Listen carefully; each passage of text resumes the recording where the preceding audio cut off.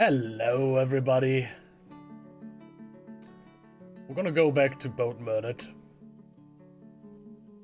I'm honestly not entirely sure. There's not too much left of it. I think we're about halfway through. We're gonna continue that today. Hello. Ha. Shall we jump right in? I think we shall. Into part 25 by Sankis. Spring 1057. Today I arrived at the fortress to begin my job as director. The previous director of the fortress has left me quite a nice fortress to work with. It's quite a typical dwarven stronghold, nothing seems to be out of the order. What the fuck is with this fortress? After meeting the former director and hearing all he cared to tell me, the fortress was now in my hands. Since goblin invasions and elephants have been a threat in the past, I planned to rectify it by ordering the construction of a series of channels to release lava into the world. I cancel all other orders and begin construction immediately. The plan is to bypass the botched area that was done by a previous ruler, but I'm also planning on relying on only 2 floodgates. The pathway I have dug out will do the rest, guiding the lava out to the outside and killing whatever threatens us. I scan the surroundings outside. These elephants, if they remain, will be our first target once it's done. Luckily, they do not attack. Suddenly, I receive a report that one of our jewelers, Besmar, has drowned. Unfortunately, I am unable to recover the body. It is suspected he committed suicide. I refocus on the lava channels. While I do so, the yearly elven caravan comes. I look over our supplies and see we are not in need of any goods that they can give us. However, I do order the stills to full activity. Today, however, a true criminal walks free. Ashtan Overbust, jeweler of Boatmurdered, is released after his jail sentence. He was charged with failing to comply with orders given by the wonderful and generous governor, thereby disrupting our glorious capitalist economy. I will keep a close eye on this scum. Any more wrong moves from him and he will be the first to fight in the upcoming gladiator arena. At this point, I notice my lava project is not being completed quick enough. I give this job high priority. No mining dwarf is to do anything else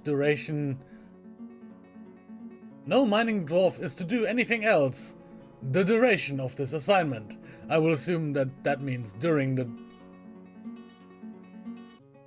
I don't know what they meant to write. I understand the gist. This is now first slate of spring, and there have been no more important events. I seem to have spoken too soon. On the 9th of slate, a horde of mandrills attacked the forest. Fortress. The troops arrive in time. A group of marks dwarves engage the mandrills from a distance, picking several off before engaging in melee. Melee. That is... how is that? Melee. Melee. Melee. Melee. Melee. Melee. Melee. Okay.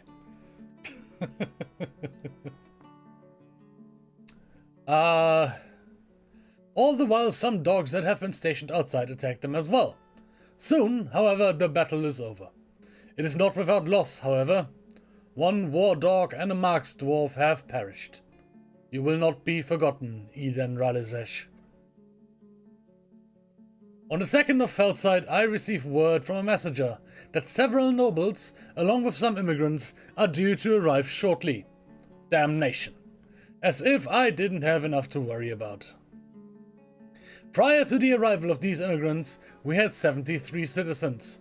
These immigrants bring us to 98. With the advent of the Baron, we are in need of royal guards. I go around and appoint the most worthy to the role. Just as things were settling down once again, I receive a report that one of my novice miners has been acting strangely and no longer working. Shortly after, I received word that he has claimed a mason's workshop and will not allow anyone inside. He remains there, babbling to himself. What he wants, I do not know, but hopefully he plans something productive. On a related note, I have procured the artifact Voodoo Dip for my room. I figured I am not being paid enough, why not pad my room with some expensive items? Showing little respect for the dead, a masterwork of stark raving mad has been lost. If I get my hands on the one responsible, they will be killed. Just in time to cheer me up, I learned that the Fey dwarf mentioned earlier has finally begun construction. Hopefully his item is useful, though I have my doubts. Damnation! Just as I expected, this item is nigh useless. A basalt floodgate! You idiot! If I didn't need you, I'd station you in the lava pit. In fact, I just may do that anyway. Spring is now over. Nothing else of note happened during this time. Nice yawn. Autumn is equally boring so far. Oh. Summer 1057. The summer flood comes early this year. The ingenious series of bridges that a previous ruler made causes us to lose only a dog and a horse. Shortly after the flooding, the human caravans arrive bringing several wagons. Along the human is a diplomat. One of our swords dwarfs seems to have gone to great lengths to get a drink of water, instead of, going to the river edge, or, well, like a normal dwarf, he waits out... hold on.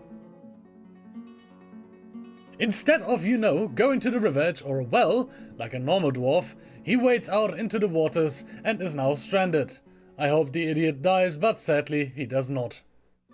The diplomat that arrived leaves after speaking to me. We accomplish nothing, and within minutes of him greeting me, he leaves. Meanwhile, I set some idlers to work.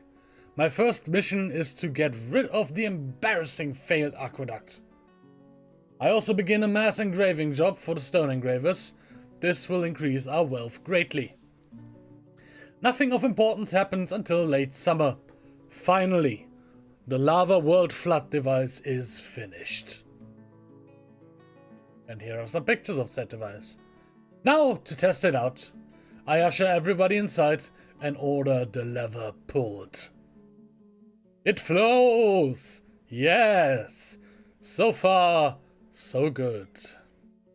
I passed the aqueduct successfully. It passes the aqueduct successfully. It hits the river. I am just about to release the lava over the river when I look outside. I noticed the canals that the previous ruler had done extensive canal work. What? Were I to release the lava into the wild, these would instantly dry up on contact with the lava. Testing it now would be too risky. I will have to save it, else my test would make the most trafficked portion of my fortress a steamy death trap. Aside from the wounded soldier lying unconscious, starving and dehydrated, in the main hallway, the remainder of the summer remains uneventful. Since nothing fun is happening, I decided to make my own events.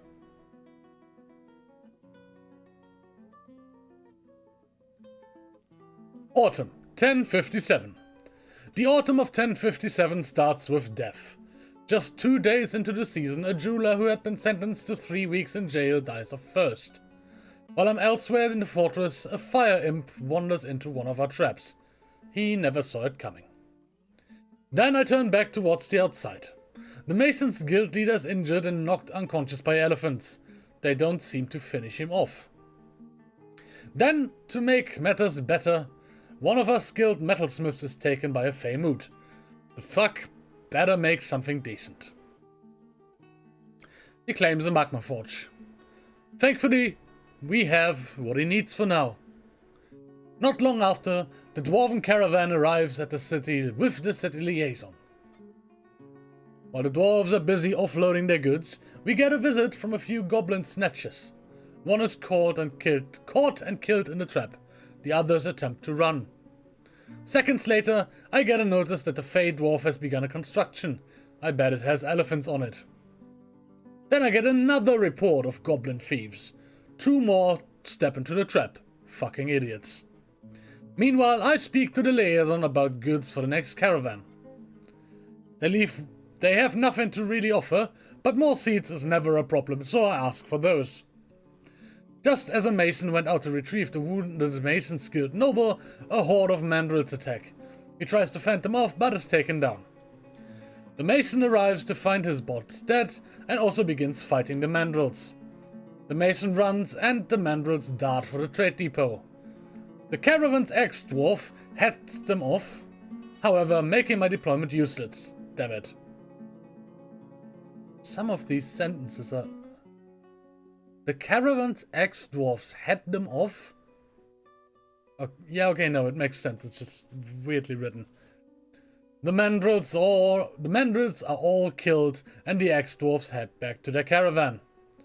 A second later, the metalsmith finishes his artifact. Oh hey, fucking elephants. How unpredictable. This is a silver amulet. All why can't I read today? Holy fucking shit. All craft dwarfship is of the highest quality. It is encircled with bands of silver. On the item is an image of a dwarf and an elephant in silver. The dwarf is making a plaintive gesture. The elephant is striking a menacing pose. We seem to have a bit of a miasma problem, so I assign a few dwarves to clean it up. What the fuck? Mid-autumn migraines. As if we didn't have enough already. Oh well, it's only about 8 of them. Whoa! Out of fucking nowhere I get a message that the turret doge has been struck down. I can't find the body anywhere though. I search all over for a sign of battle outside, but there is none. It is a mystery. Right, some more posts. Squeaky chair. Yeah. Winter 1057. Hooray! Winter has finally arrived. The final stretch before my year term is over. It starts off well enough. A metalsmith starves to death. I assume he was jailed for disobeying orders and none of the lazy-ass dwarfs fed him. Our coin vault finally finishes. It contains the fortress supply of coins. It is protected by a first door of pure steel, followed by one of pure platinum. The late turret doge's corpse is finally placed in his tomb. Since nothing is happening, I decide to set some trap in various areas. I catch a spider. Hooray! Remember when I said shit was getting boring? I take that back. I have no idea what the fuck just happened. I was cleaning up outside a bit and mining out useless areas. By the gods. That's a lot of water, holy fuck. Immediately we lose the miner who undug it. Oh wow. The rest of those stranded outside are safe. For now. I get an idea to possibly save the fortress. If we release the lava I have trapped up, it will evaporate the water on contact. With nothing to lose, I do it. The lava is released and hits the water. It continues spreading and steaming up. Holy shit. Sadly, the dwarfs trapped outside are unable to flee. They either die horrible deaths due to scalding or due to being burned alive in the lava. How nice. Poor dog. After a while, it all clears up. All the goods outside the fortress are burnt, but they can't be recovered. The fortress is saved, but at a terrible cost. Yeah. After everything settles down, I decide to engrave some things in my future tomb. Clearly, I have suffered some sort of trauma. Engraved on the wall is an exceptionally designed image of a dog by Senkis Gattenborek. The dog is burning.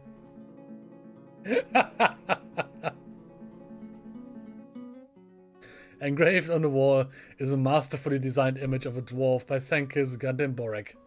Gattenborek. The dwarf is screaming.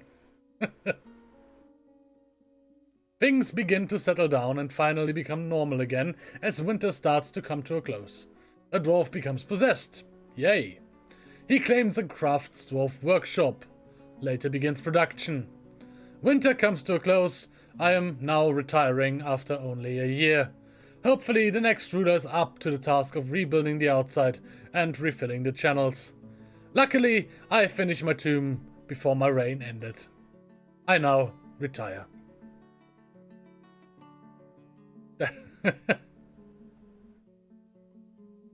That's so nice.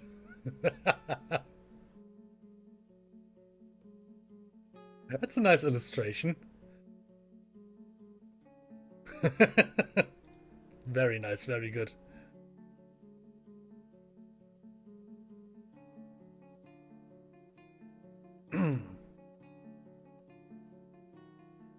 Part 9.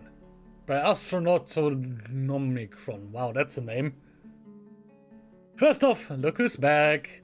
After about 12 of our large pachyderm friends decided to take up residence just beyond the river, where so many of their family members were cooked alive by an ocean of boiling water. They have yet to cause my dwarfs any trouble. Well, except for maybe this guy.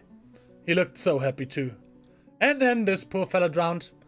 Noting our lack of gems, both rough and cut, I set out designating a large area for excavation.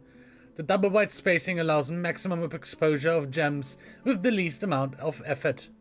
Plus, it'll keep our few mining dwarfs busy for a good long time. On the 15th of granite, those pointy-eared pricks that refused to bring anything useful for trading arrived. Unfortunately, they were just south of the massive herd of elephants by a few screens and reached our trading depot unscathed. It seems the actions of one former ruler upset the great elven civilization. You have disrespected the trees in this area, but this is not what we have come to expect. But this is what we have come to expect from your stunted kind. Further abuse cannot be tolerated. Let this be a warning to you. Shortly after the elves arrived, we received another glorious gift from the outside world. Immigrants. 21 of them. Along with them came a treasurer, tax collector, hammerer, mason's guildmaster, and dungeon master. Due to the sorry state of our current noble housing area, I set about designating new homes for our distinguished brethren. I'm also working on fulfilling all our current nobles' requirements. I have gone without studies and dining rooms for far too long, and they are nearly revolting. Or maybe just imposing bans on certain exports. In any event, rest assured that when my reign ends, all nobles will be fully satisfied, and those that aren't will be sleeping at the bottom of the cave river with that guy. All of this and it's only mid-spring. And it's about what he should write about.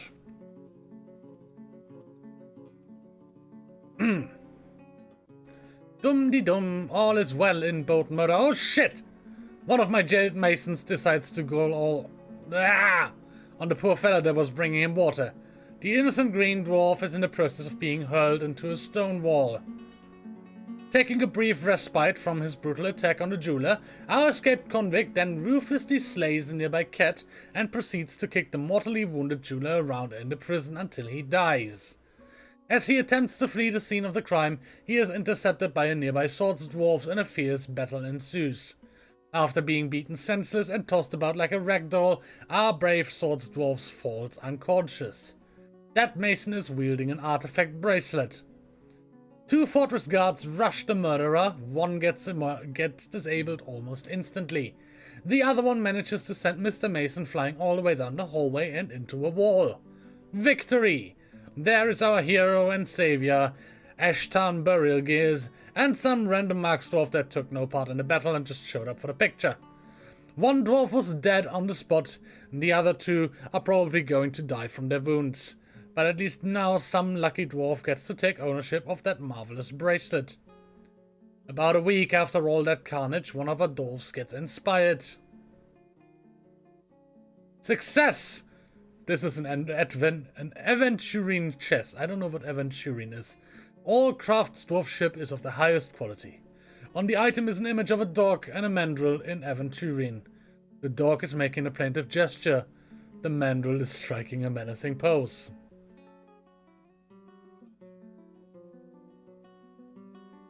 And we have part 21 by Stark raving mad again.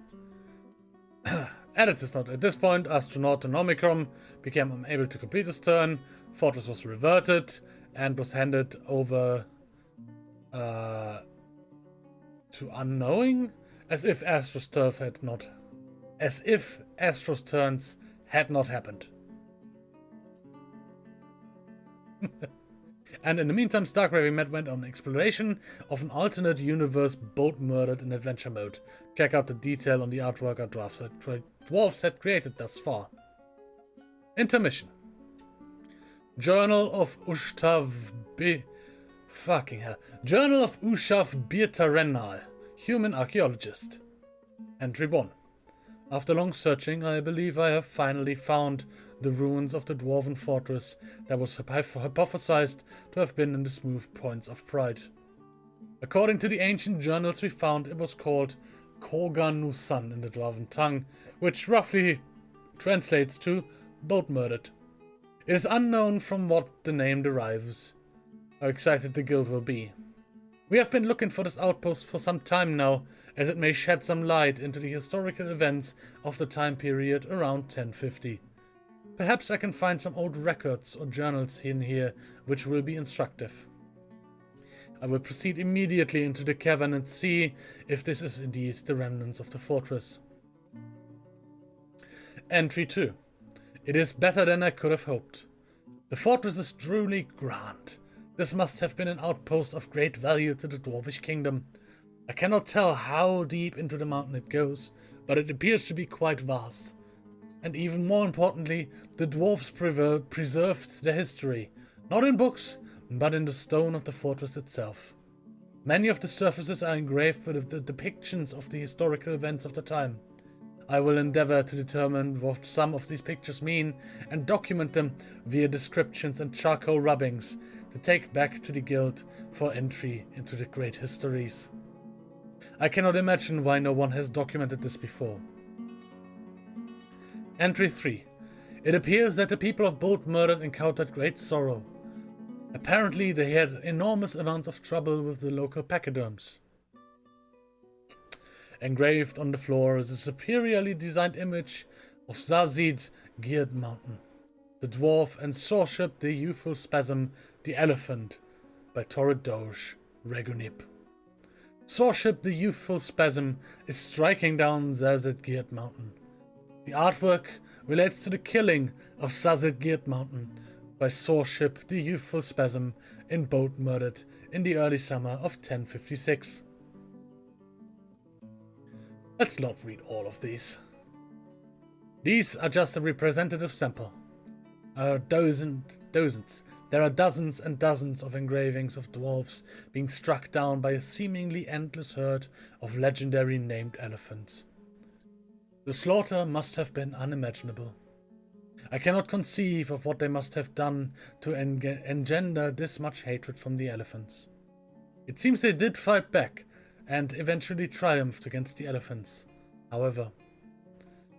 Engraved on the floor is a finely designed image of Soreship the youthful spasm, the elephant, and Tekud Ring Genius, the dwarf by Torrid Doge.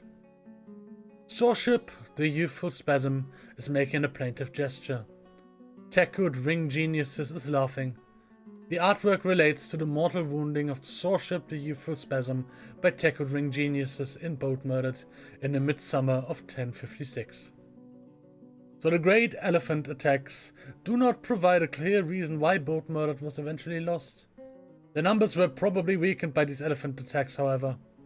But it seems some dwarves died from their wounds or from starvation or dehydration while wounded. Apparently, the mandrill was the official symbol of the dwarvish civilization. The dwarfs of Boatmurdered were capable of great feats of artistry and craftsmanship. I should say dwarfship. Ha! These are engravings of great artifacts being created. I found some old coins, also of great artistry, depicting a trade relation between Boatmurdered and other dwarven locations. Wait. I hear sounds from deeper within the forest. Perhaps some remnant of the ancient civilization lives yet. Could the dwarves merely have retreated deeper into the mountain and cut off their ties with the outside world? This is fascinating. I will go see what is making these noises immediately. It's a troll. Yep, it's a troll. Wow. And our archaeologist did not survive. Doop-de-doo, killing stuff. Doop-de-doo, run back out and back into here. Doop-de-doo, killing stuff. Doop-de-doo, doop-de-doo, fuck. This is pretty cool as you look at the engraving. It adds some stuff to the uncovered legends list. Oh, that's interesting. This is really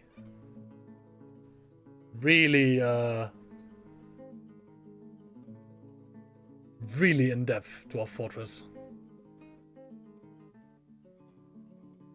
But let's not stick around with this too much longer. Let's go... final Dwarven Archaeology update. Let us not.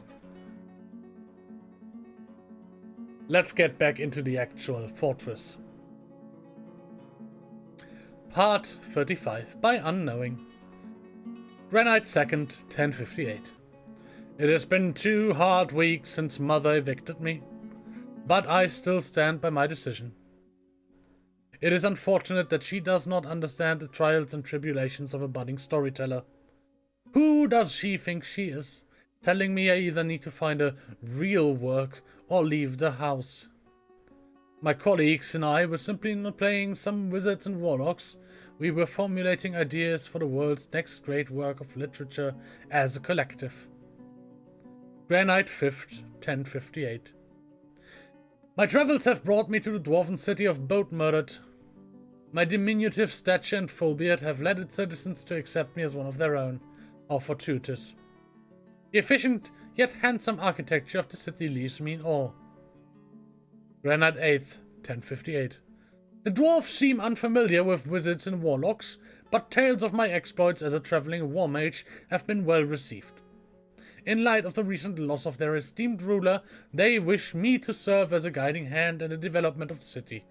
Naturally, I accepted. And you said I would never amount to anything, Mother. Mid-spring, 1058. The construction of the Sanctus Ceramon, the sacred temple of the gods, is well underway. The dwarves, unfortunately, failed to recognize the scope of my success in this project. I will soon be the first man to realize the creation of an exact replica of this most famous of locations from wizards and warlocks. Nonetheless, the dwarves do appreciate my skill in architecture. Late spring, 1058. The past week had been a great disappointment. The elven traders who arrived 10 days past left quite livid earlier this afternoon. In traveling to our humble abode, they had become quite displeased with the voracity of our lumber industry.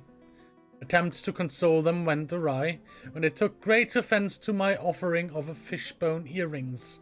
Alas, I had wished to hear the melodious elf songs of W&W fame.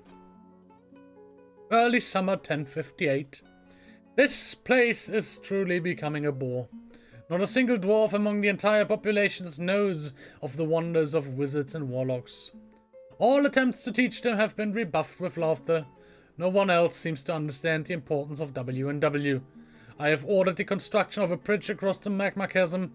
The area beyond has the perfect ambience for the site of my further endeavors to bring the W&W universe to life.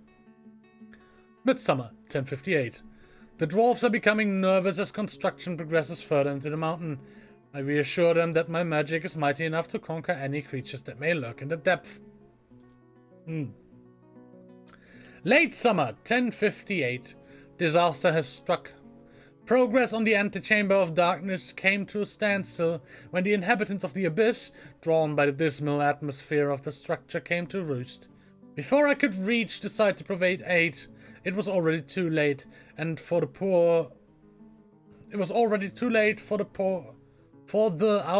advanced miners.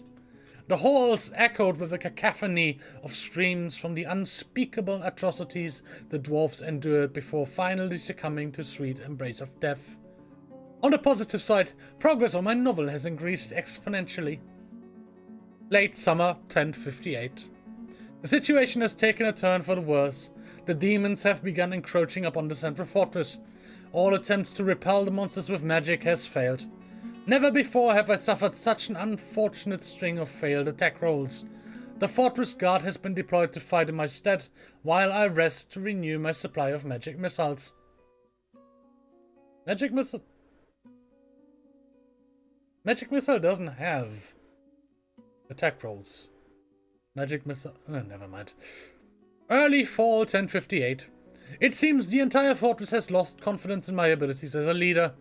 I admit, the untimely failure of my magics was unfortunate, but I was able to guide, from a safe distance, the fortress guard into victory over the demons. All things considered, the better... sorry. All things considered, the battle went quite smoothly. I hardly see why the dwarves live in such great fear of the creatures of the depth. Mid-fall 1058. I thought that after the defeat of the tentacle monster, I would be able to relax and recover from the horrible damage my reputation has incurred. Alas, it was not to be. A mere 5 days later, a forager returned to the city with alarming news. Goblins, envious of the fame and fortune I had brought to Boatmurdered, were en route with the intention to lay siege on my city.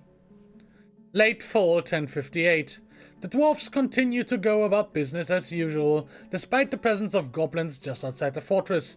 They are confident that the goblin intelligence cannot outmatch the defensive power of dwarven door technology. I, however, am not so sure. Tonight I will use the predictive power of dice to determine whether or not the goblins can divine a method with which to breach the doors.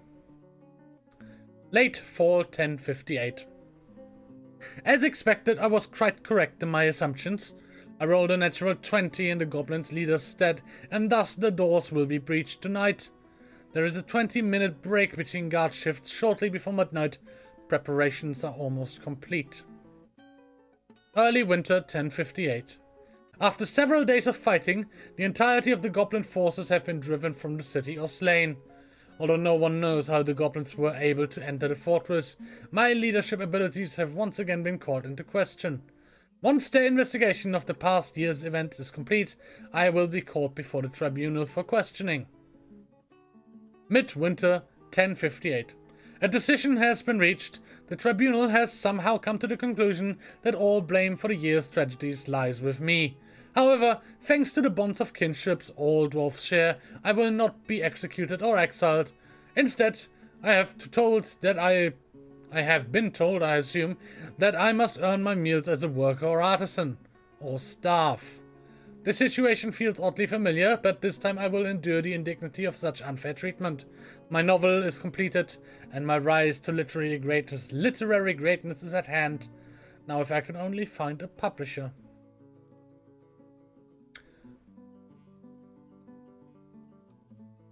Part 38 by Cross Quantum. 22nd Obsidian, 1058. Well, diary, it happened again. The RA found the rat weed stashed in my dorm room during the winter break festivities. The cretin, I know beards are the norm for our society, but could you at least wash it once in a while? Muttered something about 3 strikes or straights or something. I don't know. I don't know anything about bowling or poker.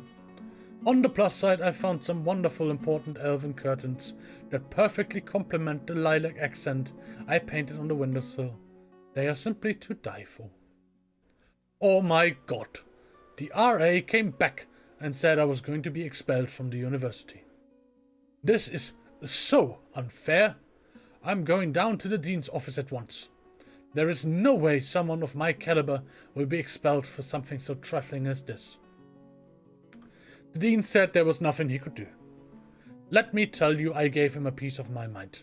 I reminded him of who it was that had the idea for the performance of School Fountain as water turned into pudding topped with human dwarf and elven feces in the shape of anger. What?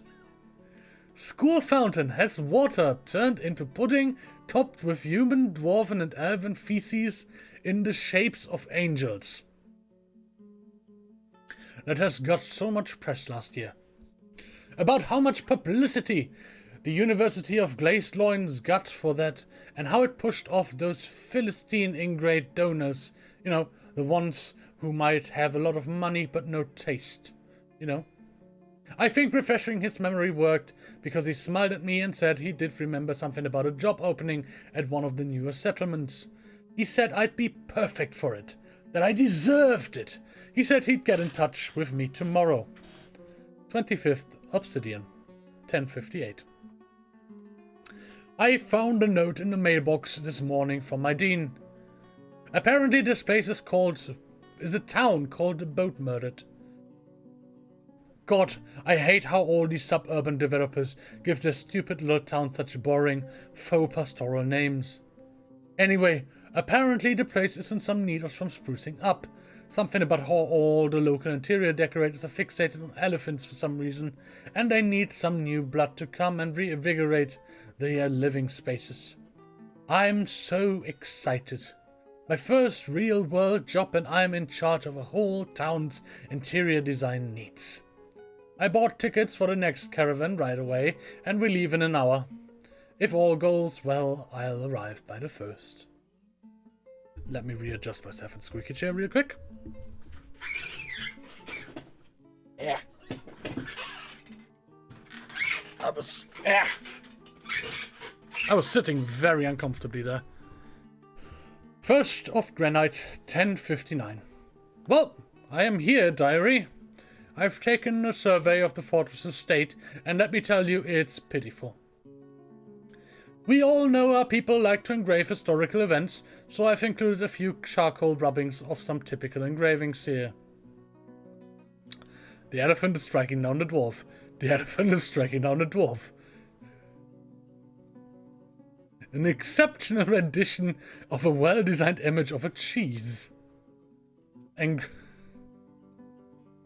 Wow, it's cheese and elephants, huh? Apparently, the two most significant historical events here in Boatmurdered are elephants and cheese. Take a close look at the cheese ones, actually. They aren't even carvings of cheese, but renditions of some other image of a cheese. They're freaking homages. Intrigued, I investigated the art history of the settlement further. I discovered this artifact, which I can only presume was inspiration for all the imitators.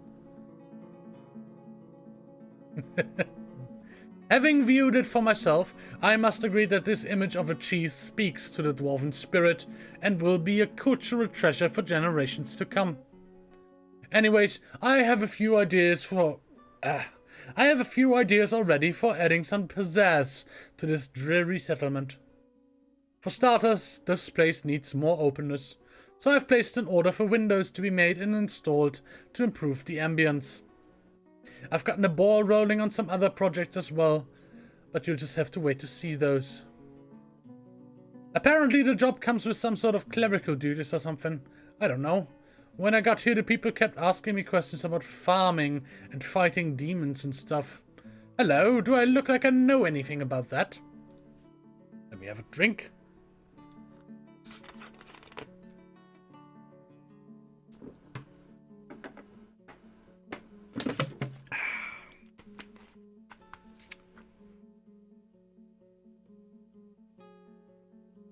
Ninth of Granite. A lone elf noble has arrived. I'm so excited. My first time meeting a real elf, and it's a noble to boot. I sometimes feel out of place as a dwarf, with my barely there facial hair and high-pitched voice. I should have been born an elf.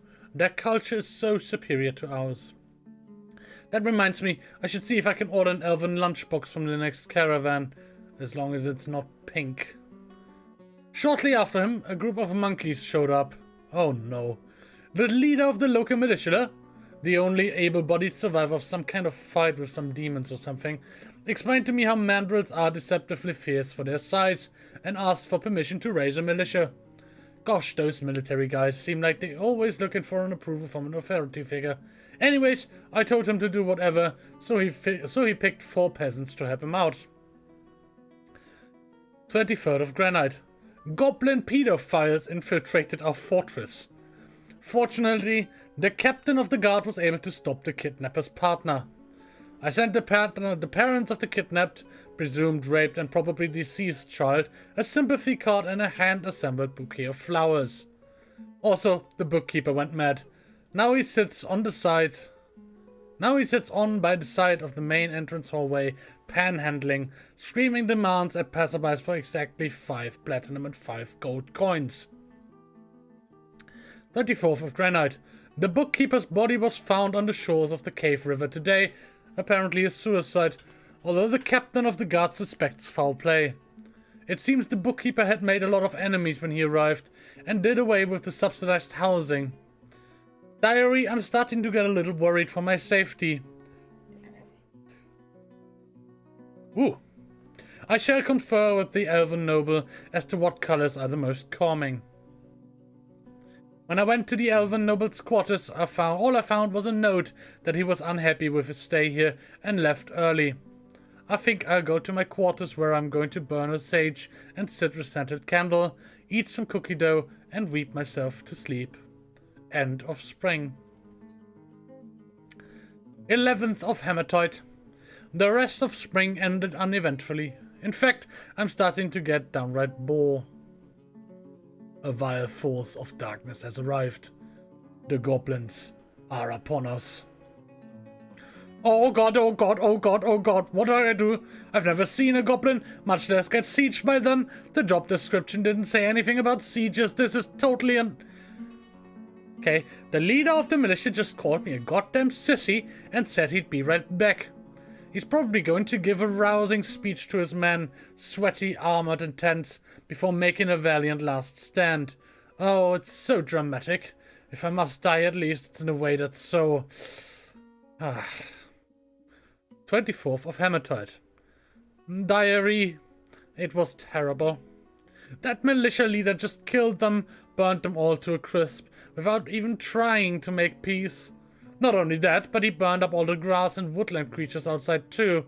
No wonder the elves hate us so much. We're so violent and destructive to our environment.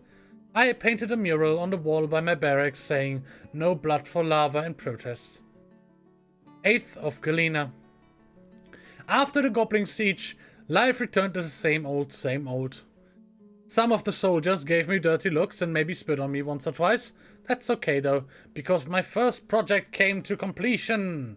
It is my hope that it will inspire contemplation and raise the collective consciousness of the community to a higher level. 17th of Galena. It seems that the rest of the townfolks are using the new statuary mainly to throw parties involving monkeys and horses. Cretins. 16th of Limestone. Diary, I am becoming dismayed. Work on the project was already falling behind schedule when this happened again. A group of them caught one of our dwarfs outside. It seemed to me that they were talking about that they were... Oh, fucking hell. Words! It seemed to me that they were walking up to discuss options for peaceful coexistence, but then they just stabbed him in the face instead. I was so shocked. I turned to say something to the captain, but he just shot me a dirty look and walked out the door. The siege delayed project construction even further. I feel so depressed now. I've been passing the time by hauling rocks in remote parts of the fortress. I know there are some important stone hoarding jobs to do, but sometimes a dwarf needs some time to think alone, you know. 4th of Moonstone. The rest of fall passed without incident. The farmers brought in the last of the pigtail harvest this year. That was my idea. You can eat, drink, or wear organically grown pigtails. 9th of Moonstone. There was a frogman ambush earlier today. The soldiers and traps took care of them pretty quickly. I'm starting to think we might have invested better sanitation, though. 17th of Moonstone. Diary, I'm starting to hate it here. It seems that every other day there's some new invading force of some kind of another. There's blood all over the main hallway now. Where does it all come from? Butterflies that stink with the stench of 1,000 corpses, and the screams of possessed dwarves echo through the halls. I hope my first paycheck gets here soon. 24th of Moonstone. I'm feeling myself grow callous here. I didn't even look up when my assistant told me that a kobold raiding force showed up on the outskirts of our settlement. Sadly, I was even less surprised when they immediately left. Come on, guys, we have a nice settlement. Why didn't you stick around? Or was it the Ashen Wasteland? The blood-stained gates? Was it the screams of madmen or the stench of death? We've got an awful nice engravings of some fucking cheese here. Come the fuck on in. 28 of obsidian. Well, diary, I've had enough of it here. I feel like a failure. The project sits almost completed, but not quite. It feels like when I wouldn't quite have my papers done for one of my old professors. Only the outright fail asshole kind of professors, not the oh well you lose a letter grade sort. This place is dirty and foul, not at all like the loving utopia I hope to craft. I shall leave instructions to whomever comes after on the functioning of the project. Here's a crude sketch of it. I think I shall see if those frogman corpses are still around here. I've heard that licking their skin can be very enlightening. I hope it's strong enough to make me forget all that's happened here. End of diary.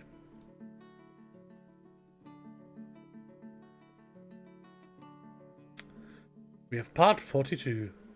By major failure.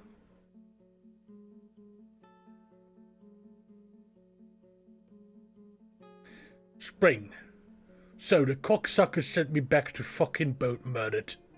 All the fucking gold under the hill and a superior cougar skin waistcoat in exchange to use of my fucking extraordinary talents to clean the damn place up in 1 year. Not that I have a damn choice. I'm not tracking again. Nah, it'll catch on, I assume. Not that I have a damn choice. Every fortress east of here is suffocated in the bean-counting bureaucracy of the Packwood United Strongholds Alliance, and only shitholes like Boatmurdered have any autonomy left for business dwarfs like me to prosper in. The fucking smell of the place hits me before I even get to the river. The entire place is buried in a foul, godless cunt of a stench, lurking in the cloying great bastard hills of smoke above the mangled cinders of what used to be the elephant fields. It starts to rain as I trudge across the bridge, washing stinking smoke into my clothes and pinging off the drifts of rusty goblin armor. Oh, the fucking goblins. I have to kick a fucking six-pack of the dirt-worshipping heathens out of the way just to get through the gate. Inside is the most tragic disgrace I have ever had the fucking displeasure of seeing. Corpses, vomit, boulders, mud, and useless goddamn objects strewn 7 deep over every available fucking surface. A skeleton crew of ragged, beat-up dwarves stumbling around on useless shit-lugging errands for a bunch of delirious, opium-fucked nobles, living in what they assure me is the lap of fucking luxury, but which to any sane dwarf is clearly some festering hybrid of a slaughterhouse and an antiques fair. Oh god, that looks bad. Holy fuck. Barely have I been inside for a fucking minute when some cocksucker rushes over and thrusts upon me a pile of useless documentation about a mechanism, doomsday weapons, secret elephant projects, cunt-whipping machines, and God knows what else scattered around this cat's ass of a fortress. It takes me all of 8 seconds to realize I do not have time to acquire the fucking college degree I would need to decipher the plumbing and fucking entertainment systems of this rickety death trap. So, the documents go straight in the cave river. Wasting no time, I call a meeting with the cocksucking nobles and inform them that their demon-fucked disaster area of a fortress is all theirs. They can do what they like with their shitty little empire. I am taking the couple of dozen able-bodied dwarves who survived the demons and the sieges and starting a new site that might have fucking hoped for surviving another year. So I point south and tell the cocksuckers to start digging. This was settled as a damn mining camp, I say. And as of this fucking moment, you now fall into 2 categories. Miners and the cocksuckers who keep the miners alive. No fucking jewelers, No fucking mechanics and no fucking crafts dwarfs. Do I make myself understood? I'm going to sit down at that rusty piece of shit magma forge and crank out copper picks, and you can use them to get some fucking mining done so we have space to start a new town. I'm barely done making the last batch of picks when those cocksucking hoppleheads, the elves, show up. No doubt weeping their fucking balls off about the elephant chunks being kicked around by children and a lake of blood outside the trade depot.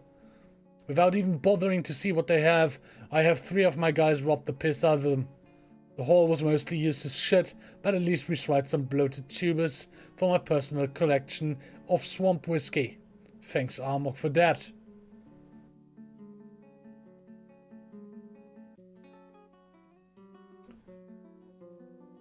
Oh, hold on, I should have probably read that. Editor's note. At this point, major failure was apparently devoured by a real-life monster, so the save was reverted to the end of Cross Quantum's turn and handed over to Mystic Mongol. I personally like to think that Rel Swearingen showed up for all of 2 days, promptly said fuck this and wandered off to get drunk. We have, again, the art here. Lava deployment. It's a very good art. Sadly, the first thread petered out and died because the waiting line got too long, and by the time the people in the middle of the line got to play, their situation had changed and they suddenly didn't have quite as much free time as they thought they did.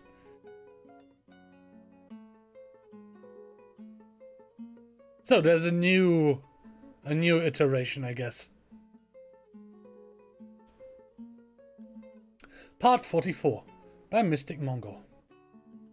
Your Highness, your humble servant, that's not how you spell servant. I hate dwarf names. Your humble servant, Gigin Limul, Mystic Mongol Flyer Gold, begs your patience with a report on the occurrences in your empire. The city fortress of Kuganusan, more vulgarly known as Boatmurdered, has been a source of constant trouble for the empire. While the riches found deep within the mountain are essential if we wish the nation of Kinmelbil, the Oaken Tomes, to prosper and crush our foes, Boatmurdered has a reputation for burning through leadership at an appalling rate. While you had seen fit to send many immigrants, and even some of true nobility, late 1059 communication from the fortress ceased entirely. Of particular note was the sudden cessation of communication from Baron Melville till Edithdup, and his consort he was convinced his wife knew nothing about. Military command decided to send some discipline this time to see what was causing Boatmurder's many problems. As all the prior leads had failed to clean out the mountain, I carefully examined their records to find out that they had done with their time. All had come to the fortress to admire, and admired the arts and crafts, or the legendary artifacts made by the renowned mad dwarfs for the Forsaken Tomb. So I decided to start by rule with a thorough economic audit. The way this guy writes is really whoo. Food supplies were good for a fortress of this size, although the low population count worried me. Earlier reports had implied at least 100 dwarfs lived in Boatmurdered. Indeed, there were many vacant bedrooms in the projects near the entrance, most of which were not properly licensed and zoned for dwarven inhabitants. I corrected this oversight immediately. Legal records have shown a depressing amount of crime occurring in Boatmurdered, including one depraved dwarf who apparently amused himself by crippling defenseless animals. The cat's injuries to the spine, head, tail, and lungs are too horrible to depict, but I feel appropriate to attach an image of the dog's plight. Oh gods. Let us never forget what happens when lawlessness reigns free. These deviants needed to be brought to heel. Also worth nothing is the former ruler of Boatmurdered was on record for repeatedly denying the orders of his superiors, a poor example to set. The economic status was similarly depressing. Demand far outstripped supply on several key metals, unforgivable in a supposed mining fortress. Almost all cloth was imported. The head of the Masons Guild had jacked up prices on pants and skirts in some strange, tops-only clothing policy I don't wish to dwell on, and all leather prices were set low by the bookkeeper, except for hippopotamus, which was twice the price of other leathers. No one seemed to remember who decided on that. I decided a quick interview on of the bookkeeper would be prudent. Not only had the bookkeeper died, attacked, says the record, but so had the two former rulers, including Torre Doge, the one wanted for questioning. Apparently the founder of the fortress, he died shortly after defying the will of the nobility. Many of the nobility had died sometime after. Exact dates were unavailable, with no dwarf able to give a good reason why. The barons and his associates were both dead too, doubtless victims of foul play. How else could two such important dwarfs, too busy to expose themselves to danger and surrounded by the royal guard, both die? The army was also a pitiful joke. A few weak soldiers playing royal guard for non-existent royalty.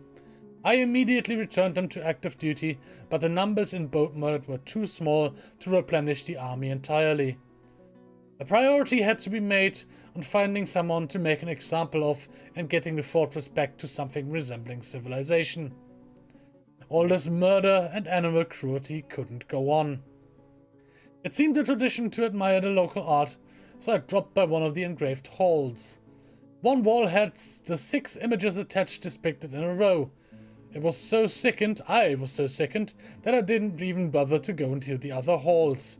Sunkis, the artist, was apparently one of the previous rulers of Boatmurdered. To string up a deviant like him, who had once run the place, would send a strong message to all the other dwarves. Finally, I had found a way to make the fortress sit up and listen. I don't know who made the money, but there was clearly something wrong with them. Another priority of my stay will be replacing the money with coins that better reflect our glory. While my room was surprisingly nice, I suspected they are trying to bribe me. Many of the nobles are dissatisfied with their accommodations. While they languish without even a single platinum-encrusted dining room to their name, the corrupt dwarf Zenkis has built himself a royal tomb, complete with multiple platinum statues. I will have to look into having them melted down and used to make weapon racks for the ruling class. If he stops carving images of dwarves being eaten by elephants, however, I may let him keep his little statuary. Your humble servant, Gigin Limul. And I think with that, I'm going to call it a day today, because I'm stumbling over my own words for some reason. We're going to continue this. This isn't over. And when we do, I will see you. Monday, we will probably continue saving Princess. So that'll be fun. I will see you guys around.